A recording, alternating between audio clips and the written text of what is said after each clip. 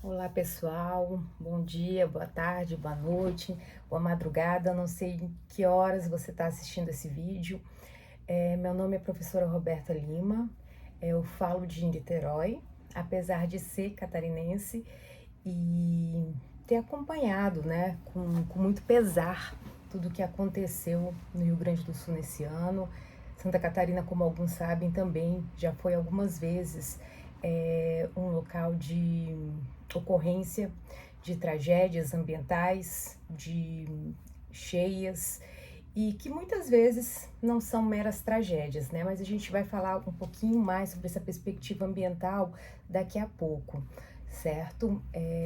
Bom, então, apesar de ser de Santa Catarina, estou aqui em Niterói, sou pós-doutoranda aqui pela Universidade Federal Fluminense, em duas áreas.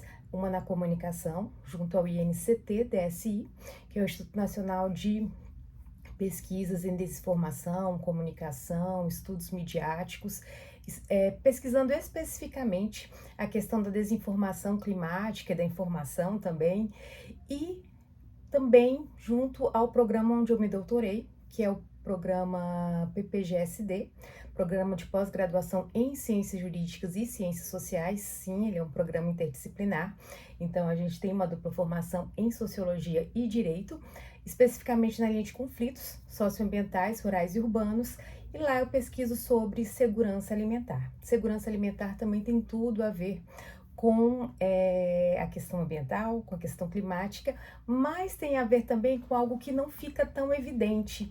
E esse não tão evidente foi o que eu quis trazer como proposta para o curso no dia de hoje.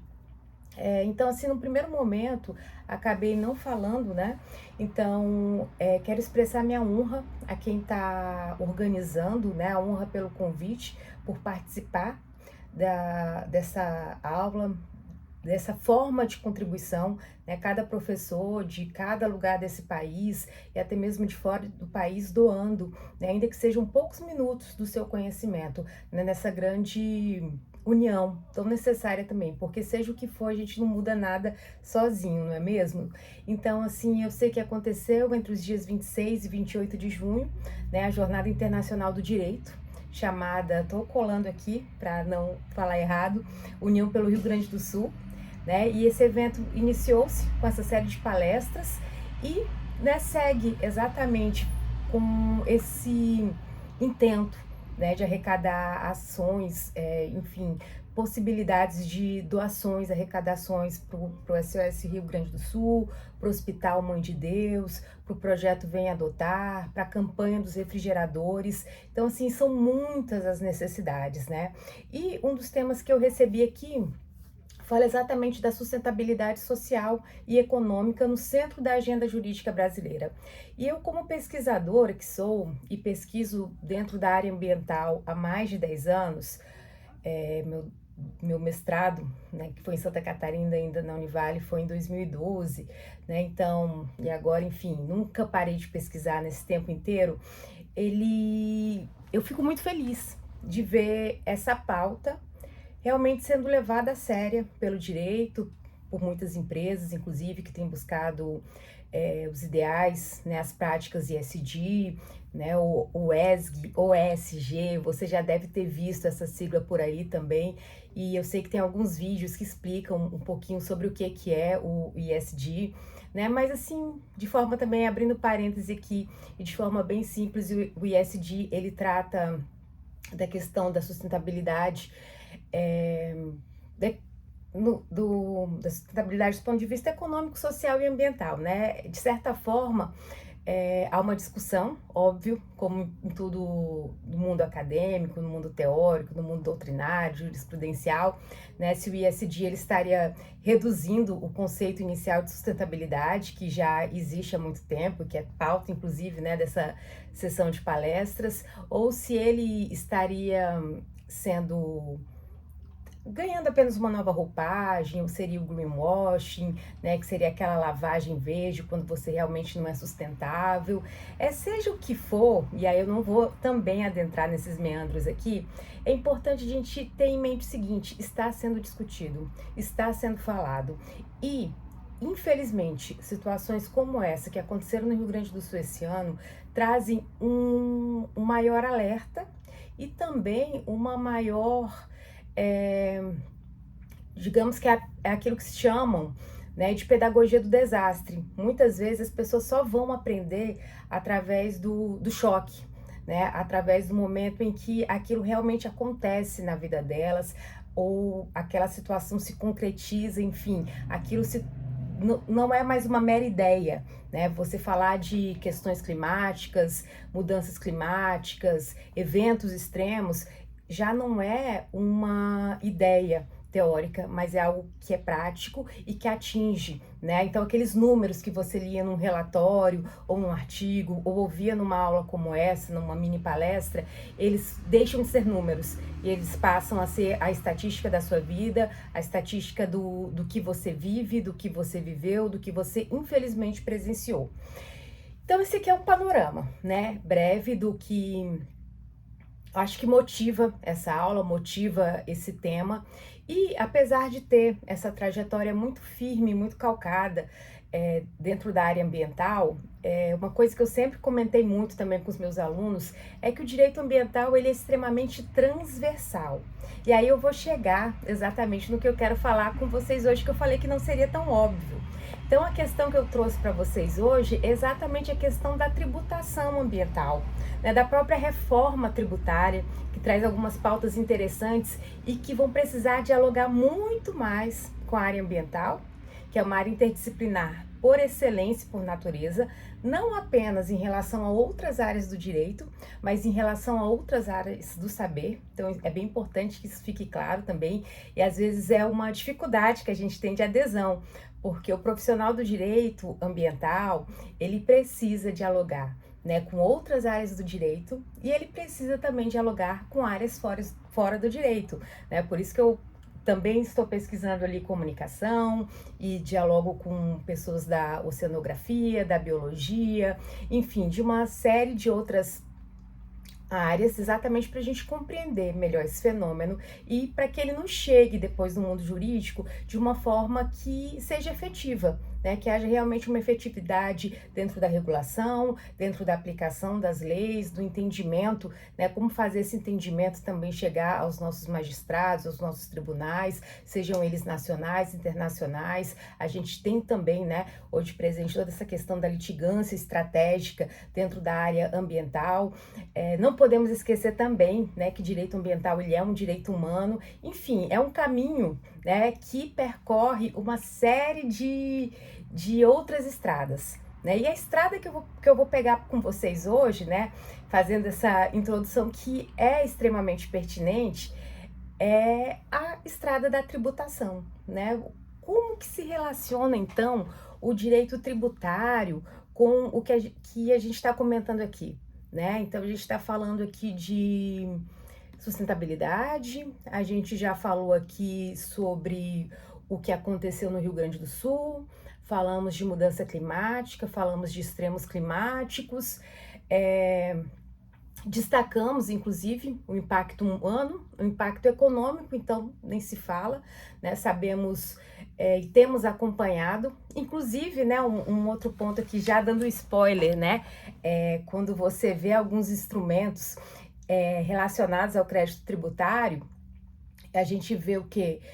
Que houve também a aplicação de moratórias, de isenções, de anistias, enfim, de instrumentos, né, que fazem parte do direito tributário quando do ocorrido no Rio Grande do Sul. Mais de 300 municípios, né, que foram atingidos, acabaram tendo o quê? Um prazo diferente para que as pessoas pudessem, por exemplo, declarar o seu imposto de renda, né? Como declarar uma renda diante de uma tragédia não é simplesmente como você estava acostumado a fazer, né? E lembrando que as pessoas muitas perderam não a casa por um período temporário, né? Mas perderam território mesmo, não tem mais nem território para voltar, não é só a casa, né? Mas o território. Então isso teve impacto prático, né? Muitos viram notícias em relação a isso.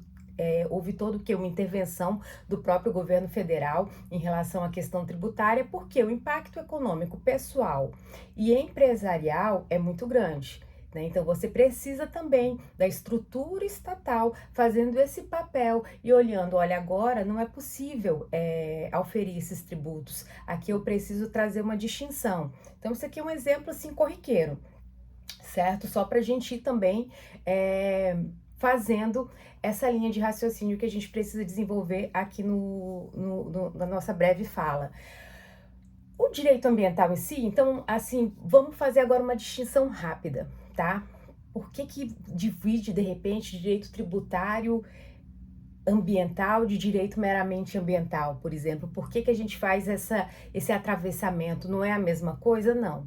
O direito ambiental, pessoal, ele nasce principalmente quando da ocorrência de um dano ou com esse caráter precautório, certo? E aí você tem a responsabilização por danos ambientais, normalmente, ou pela possibilidade de danos, como eu falei, o direito ambiental, ele trabalha muito com essa perspectiva precautória daquilo que pode acontecer, pode vir a acontecer, quando você não tem certeza científica do risco, você, em tese, né? Por que eu falo em tese? Porque muitas vezes na prática a gente vê que isso não é levado em conta, né, por empresas, por empreendimentos, por governo, seja o que for, mas, em tese, a gente vai ter o quê? A tríplice responsabilização em matéria ambiental, ou seja, você pode responsabilizar civilmente, penalmente e administrativamente.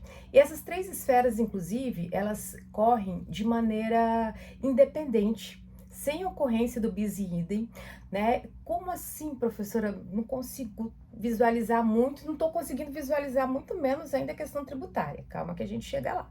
Então, primeiro de tudo, vamos pensar o seguinte, né? Vamos fazer um paralelo aqui. Vamos imaginar um acidente de trânsito, né? Onde você ultrapassou a velocidade permitida, passou o sinal vermelho, acabou atropelando uma pessoa, você vai responder o quê? Uma multa por excesso de velocidade. Se essa pessoa, né, teve alguma lesão corporal, você também tem efeitos penais diante dessa questão. E se ela ficar com algum tipo de sequela, ela pode também pedir uma responsabilização civil, um dano estético, alguma coisa assim.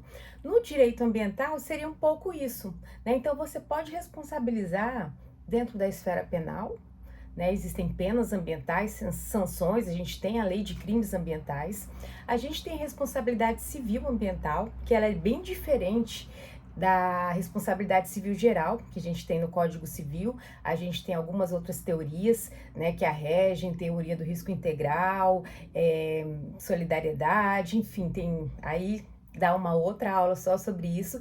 E tem a responsabilidade administrativa, que a gente está acostumada muitas vezes a ver com as notícias que falam sobre IBAMA, sobre multas, esse tipo de coisa. E você pode sim ser responsabilizado nas três esferas, sem ser o mesmo fato típico, são condutas diferentes que muitas vezes podem acontecer naquela situação. Tá, professora, eu entendi essa parte. Mas e o tributário, onde é que ele entra? O tributário, ele não entra nesse sinal que você passa, nessa pessoa que você potencialmente atropela, nesse dano estético que você potencialmente produziu. Não, ele entra exatamente para tentar muito mais do que ser precautório. Ele te estimula, né? Ou a ideia dele inicial, que ganha muita força com a reforma tributária agora, é exatamente o que? Te estimular a realmente proteger o meio ambiente, te estimular a ter ações sustentáveis, te estimular via como? Via tributos. Então, a gente já tem alguns exemplos antes mesmo da reforma tributária, certo? Então, o direito tributário ambiental, ele entra com uma lógica que ainda não é muito bem compreendida, sejamos sinceros, correto? No sentido do quê? De que eu preciso estimular o investidor, o agente econômico. Não podemos esquecer do artigo 170 também da nossa Constituição, que fala da ordem econômica, mas ele fala também de equilíbrio ambiental. E quando esse agente empreendedor, o agente econômico, ele está em ação, muitas vezes ele precisa o quê? De um estímulo. E esse estímulo pode ser dado via tributos. E a gente tem uma série de situações, algumas mais conhecidas, inclusive, que estão sendo muito discutidas e combatidas agora com a reforma tributária, que é a questão, por exemplo, dos agrotóxicos.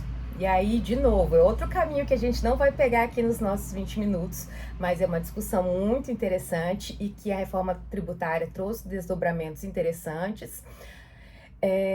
Mas antes mesmo dessas questões específicas, com agentes econômicos específicos, o que a gente tem? A gente tem possibilidades, né? Então, a gente já tinha, por exemplo, o IPTU progressivo no tempo, que tratava da função social da propriedade, e aí quando você não empreende, quando você não dá uma destinação àquela propriedade, o correto seria os municípios o quê? Irem aumentando a alíquota do IPTU ao longo dos anos, para que você estimule a pessoa a não deixar aquela área, né, aquela propriedade territorial urbana sem função social, diante das necessidades que a gente tem, principalmente nos grandes centros urbanos. O que acontece? Na prática, pouco se avançou, né? A gente tem o artigo 182 da Constituição, que fala da política urbana, a gente tem o Estatuto da Cidade, mas a compreensão, né, do próprio IPTU progressivo, ele deveria nascer nos municípios, acaba não nascendo por interesses variados, por motivações, às vezes até por desconhecimento, mas ele acaba não acontecendo. Mas esse é um exemplo. Outro exemplo, IPTU verde, né? Quando você ali como agente econômico pode produzir utilizando uma determinada tecnologia que é mais poluente e opta por produzir com uma outra tecnologia que não é tão poluente. Né? Então, você já tem essas possibilidades, esses vislumbres.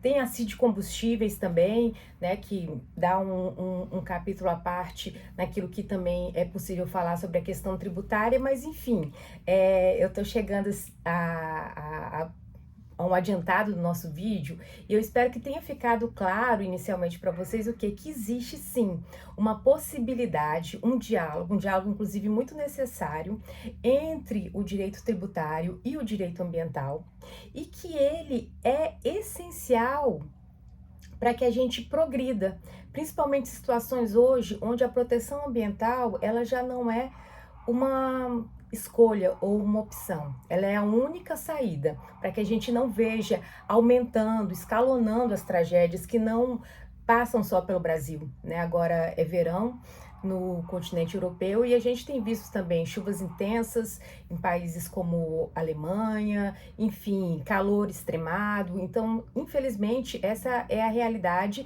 que o mundo convive.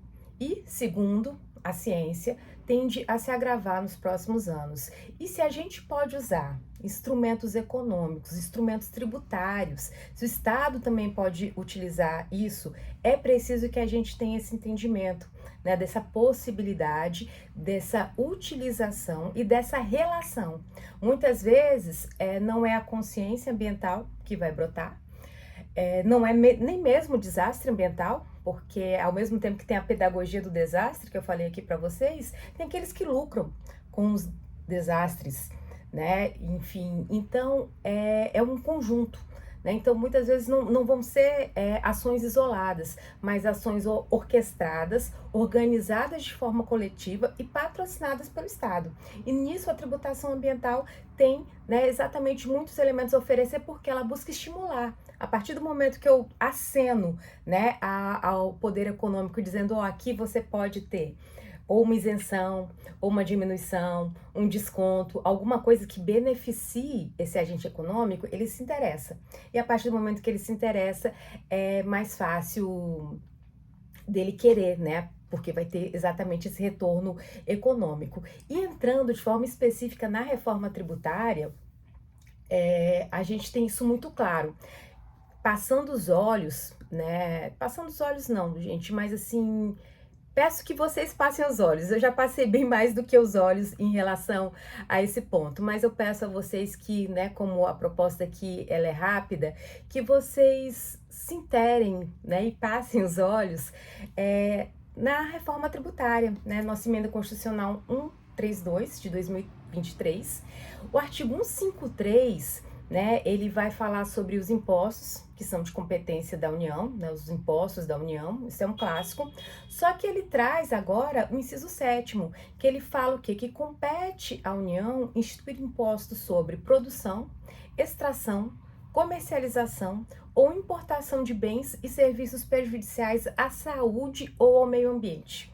Essa aqui é a chave, né? Então, a partir do momento que ele esclarece, né, ainda que precise de uma lei complementar, né, fala nos termos da lei complementar, né, você traz aqui para a centralidade não só da Constituição, porque a nossa Constituição Federal ela já é uma Constituição extremamente verde, como alguns falam, é uma Constituição ambientalizada, é uma Constituição que reflete os tratados internacionais de 72, de 87, né, a nossa Constituição de 88, e depois nós temos a ECO 92, enfim, a gente tem uma série de marcos internacionais que são bem importantes e que a nossa Constituição reflete antes e auxilia nesse depois. Para além disso, agora a gente tem o quê? O artigo 153, falando de forma muito clara sobre saúde, sobre meio ambiente, e a gente tem mais um pouquinho, né? A gente tem também o imposto seletivo, por muito chamado de imposto do pecado, que é exatamente essa proposta, né, abrindo um leque de possibilidades de criação de impostos ambientais que são calcados, pessoal, na extrafiscalidade. É bem importante que isso fique bem claro, né? Então, quando a gente está falando de tributação ambiental, quando a gente está falando de tributos e meio ambiente, a gente também está falando de extrafiscalidade, correto? Um outro dispositivo que é interessante, que sofre alterações aqui com a nossa reforma tributária, por exemplo, parágrafo 4º do artigo 43, que fala o seguinte: sempre que possível, a concessão de incentivos regionais a que se refere o parágrafo 2º, inciso 3º, considerará critérios de sustentabilidade ambiental e redução das emissões de carbono. Ou seja, aquilo que antes era previsto de uma forma muito mais desligada, desconectada na nossa legislação, agora está posto de forma muito clara. E o próprio imposto seletivo, ele está calcado numa outra proposta de emenda à Constituição, que foi a de 45/2019, né? E qual era o propósito disso? Era exatamente trazer esse olhar da economia, não economia política, economia ecológica, como alguns colocam, ou economia ambiental, e de certa forma uma ecologia política, né, para alguns, que mostra exatamente o quê? Que muitas vezes os lucros, né, eles também são internalizados pelo agente econômico, né? Esse mesmo agente que reclama do excesso de tributação, que reclama da falta de incentivos fiscais, extras fiscais e tributários, esse mesmo agente econômico é aquele também que muitas vezes internaliza todo o lucro e socializa todo o dano ambiental, todo o prejuízo. Exemplo, professora, Brumadinho, né? Exemplo, o que aconteceu em Mariana. Então, você tem o quê? Uma empresa, né, do porte da Vale S.A., trazendo todo aquele dano ambiental à natureza, à vida das pessoas, e muitas vezes os lucros dela continuam, são afetados, são, mas muito pouco diante daquilo que acaba sendo internalizado por eles em relação àquilo que fica para a sociedade. Lembrando também que quando a gente fala de qualquer questão relacionada à área ambiental, a gente está falando de desdobramentos intergeracionais. Tem coisas que vão passar pela nossa geração e vão chegar à geração dos nossos filhos, dos nossos netos, dos nossos bisnetos, e até quando nós não estivermos mais aqui. Teria também uma série de exemplos para passar para vocês sobre isso. E o movimento ambiental, ele nasce muito também exatamente desse olhar para as futuras gerações, né? Que mundo a gente está deixando? Será que você quer também, né, um mundo onde não exista nenhum incentivo tributário, né, que vá trazer o mínimo de proteção dentro daquilo que for possível, né, para os seus filhos, para os seus netos. Então é com esse olhar também antecipatório, precautório, estimulador e mais do que isso, calcado nas futuras gerações, né, e que nos gritam quando a gente olha para situações como a vivenciada pelo Rio Grande do Sul, né, o que que vai ser se situações como essa continuarem se repetindo, é que é pensada a tributação ambiental, é pensada a reforma tributária nesse momento, né, principalmente o artigo 153, o inciso 8º, e outro detalhe que eu quero deixar fechado com vocês aqui para a gente concluir. Quando fala saúde e meio ambiente é porque não tem como a gente falar de um sem falar do outro, né? Muitas questões ambientais, elas também refletem na saúde coletiva. Vamos pensar de novo no caso do Rio Grande do Sul, né? Você tem o quê? Todo o transtorno do alagamento e você tem o quê? Depois que as águas baixam, uma série de doenças, uma série de zoonoses, uma série de lama contaminada, enfim, você tem tantos desdobramentos que quando você pensa também na questão dos impostos, na questão dos tributos, e você pensa nesse estímulo e até nesse imposto que muitos chamam de pecado, mas que é seletivo, você tem que olhar exatamente por esse prisma de proteção da saúde, de proteção ao meio ambiente, de proteção para as futuras gerações, né? Então, assim, você pensar também de forma tributária, ambiental, é pensar de forma estratégica para você, para sua empresa e para as futuras gerações. Então, era esse o recado que eu queria deixar para vocês. Pensem de forma transversal, criativa, inovadora, assim como a reforma tributária vem inovando. Não achem que a questão ambiental ela está isolada ou ela se refere apenas a um grupo de pessoas, né? Eu sempre falo que uma das questões que são mais difíceis é a gente muitas vezes quebrar estereótipos, né? As pessoas, você trabalha com direito ambiental também, então você abraça a árvore, é isso, é aquilo, né? Então, assim, existe uma visão ainda muito estereotipada, né? Então, assim, quando eu trouxe aqui também conceitos como do ISD, quando eu trouxe a questão da tributação ambiental, quando eu falo da questão climática, aliada à questão humana, socioambiental, econômica, exatamente para a gente entender que não é uma opção, né? Mas é um dever de cada um de nós realmente, como fala o nosso artigo da Constituição, né? Proteger o meio ambiente para as presentes e futuras gerações. E se para isso, nesse caminho, eu uso tributos e a Constituição agora me traz essas possibilidades, a gente deve ficar atento, compreendê-los e usá-los de forma inteligente. Então era isso que eu queria deixar para vocês. Muito sucesso, recuperação, pessoal, força, fé para esse momento que vocês estão atravessando e contem comigo. Quem precisar do meu contato pode me achar no Instagram, @Roberta_Lima_. É isso. Muito obrigada.